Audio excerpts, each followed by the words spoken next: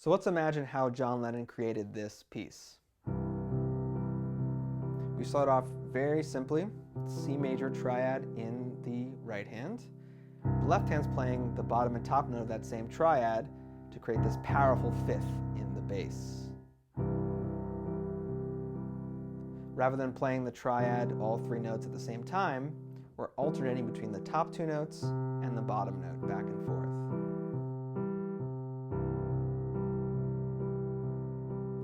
So we get that 3 times, 1, 2, 3. The 4th time, we jump up to this. Now by itself, this isn't really a very recognizable chord, but if we add back in the E from the previous chord, which is still kind of sustained in our ears, now we can clearly see this is a C major 7. 4 half steps, 3 half steps, and 4 half steps makes a major 7 chord. So just one of those before we move to our second chord. This is an F major triad, a bit more spread out. Here it is consolidated into 1 octave, but the F has been moved down to the bass, and the C has been doubled here in the middle.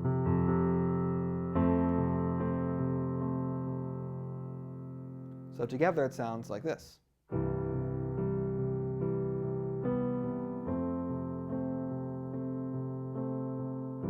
We're missing one thing here. Check this out. So this is the brilliant part about this intro. This little chromatic line right here brings this intro to a new level of complexity and beauty. So with our bass note, this first note in this chromatic passage is a nice 10th above a root, very consonant. The B flat is an 11th. This is much more dissonant. And we don't resolve this dissonance. That would be a more resolving way to move, but instead, we end up in an even more dissonant, an even more unstable note. Tritone away, or 6 half steps from the root, which makes it very dissonant. So John Lennon embraces this dissonance by playing it over and over again. Every time we go to the F chord,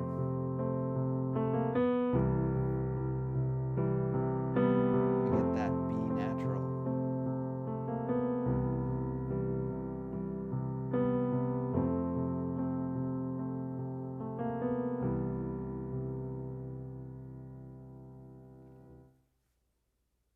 To imagine some new possibilities, let's first figure out what key we're in. We combine all the notes of these chords, we get these 7 note letters, which is 6 out of 7, we're just missing D. But because we don't see F sharp or B flat, we can be pretty sure that we're in the key of C major, or no sharps and flats. Also, the fact that the very first chord of the song is C major is a pretty good hint that that's the key we're in.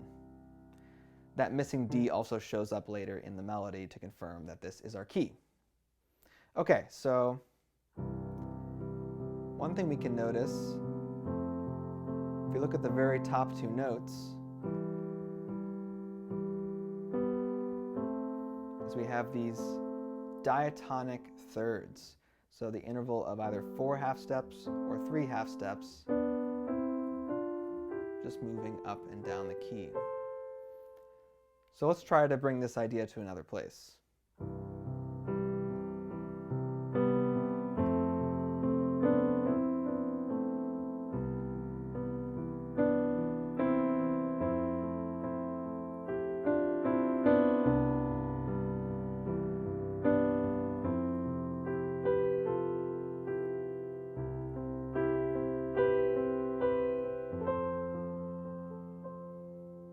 So we can use this diatonic third interval all throughout the keyboard and continue to embellish this melody. Let's move the chords to the left hand so that the right hand can create some melodies.